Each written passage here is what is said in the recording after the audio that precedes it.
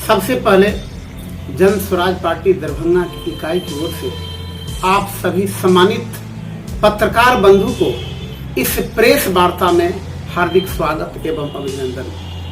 मान्यवर, मैं एक साधारण जन स्वराज का कार्यकर्ता दरभंगा जिला का उस समय से हूँ जिस समय से जन स्वराज का नींव पड़ा था।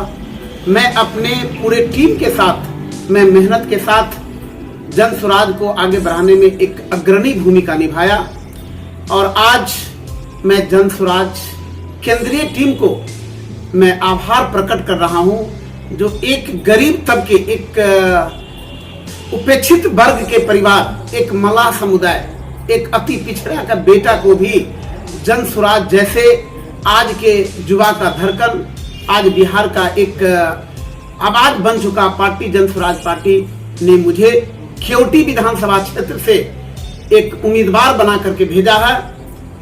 अब मुझे केवटी विधानसभा क्षेत्र के सम्मानित सभी मतदाता बंधुओं से मैं निवेदन करूंगा कि आपने यदि 35 वर्षों तक विभिन्न राजनीतिक पार्टियों को यदि मौका देने का काम किया है तो एक बार बिल्टू सहनी जैसे एक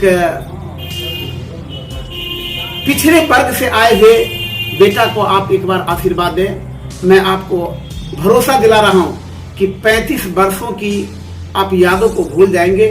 35 वर्षों में यदि अन्य पार्टी के द्वारा यदि विकास या आपके भावना के साथ यदि कुठाराघात किया गया है तो मैं आपको आश्वस्त कर रहा हूं कि 5 वर्ष में केवटी विधानसभा का दशा और दिशा को मैं दोनों को चेंज करूंगा और आपका सेवक बन करके मैं केवटी विधानसभा का सेवा करता रहूंगा।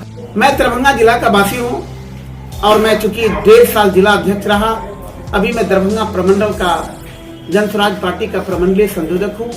मैं 10वीं विधानसभा में बड़ी डीपली रूप में मैं काम किया हूं और डीपली रूप में काम करने के कारण मैं 5 साल तक लगातार केवटी विधानसभा क्षेत्र में शिक्षा के जगत में एक अपना नाम कमाया हूं। उसी का प्रतिफल है जो कि शीर्ष नेतृत्व ने मुझे केवटी विधानसभा का प्रत्याशी बना करके, जो दरभंगा मेरे घर से सटा हुआ इलाका है, दिया है, मौका दिया है और मैं खरा उतरूंगा। और यदि आपका और हमारे सम्मानित मतदाता बंधु का यदि आशीर्वाद रहा तो मैं पूरे बिहार में सबसे ज्यादा मतों से केवटी विधानसभा सबसे ज्यादा प्राथमिकता रहेगा कि आज तक किसी पार्टी ने किसी को पेट भरने का काम नहीं किया है। हमारी जो मूलभूत समस्या है, हमारा जो अधिकार है, उस अधिकार को मैं सबसे पहले पालन करवाऊंगा। बिहार की जो बदहाल व्यवस्था, भ्रष्टाचारी हमारा चरम सीमा पर पहुंचा हुआ है, महंगाई चरम सीमा पर पहुंचा हुआ है। एक भी ऐसा लिंक रोड नहीं है। मेन रोड को तो बना दिया है बड़े बड़े नेता को चलने के लिए, बड़े बड़े पदाधिकारी को चलने के लिए, लेकिन मेन रोड से जब हम लिंक रोड में जाते हैं तो उस रोड की स्थिति गड़बड़ है। हमारी प्राथमिकता होगा कि उस लिंक रोड को भी बेहतर करें।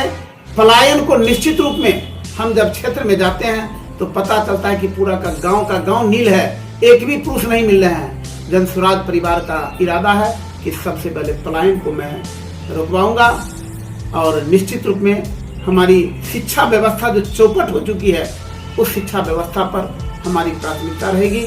लोगों के मान और सम्मान में किसी भी तरह का कमी नहीं होगा।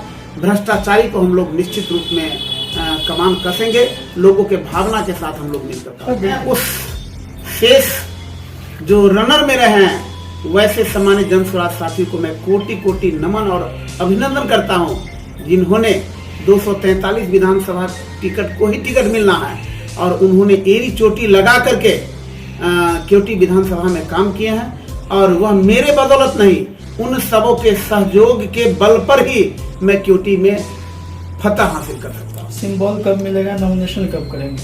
सिंबल तो मिला हुआ है, नॉमिनेशन मेरा 14 तारीख को होगा। शुभ दिन है, धार्मिक दृष्टि से भी और अन्य दृष्टि से भी 14 तारीख को नॉमिनेशन होगा और नॉमिनेशन सादगी के साथ होगा, जनता के आवाजों के साथ होगा और सादगीपूर्ण जो हमारा जन स्वराज का थीम है, सादगी के साथ नॉमिनेशन करना है, हुड़दंग नहीं करना है। आराम से लोग जाएंगे, आराम से आएंगे। जन स्वराज विद्वतों की टोली है, अनुशासन कूट कूट करके भरा हुआ है। अगर थोड़ी भी 1-8% यदि कमी होगा तो मैं आज सबसे पहले उस नाराज आदमी को ही मैं माला पहनाने का काम करूंगा, क्योंकि मैं अपने बदौलत जीत नहीं कर सकता हूं। हमारे केवटी विधानसभा के एक एक कार्यकर्ता जब तक मिल करके नहीं करेंगे तब तक हम केवटी में फतह हासिल नहीं करेंगे, और सबों का सहयोग मुझे मिलेगा, इतना मुझे पूरा भरोसा है। चैनल को like, comment, share and subscribe जरूर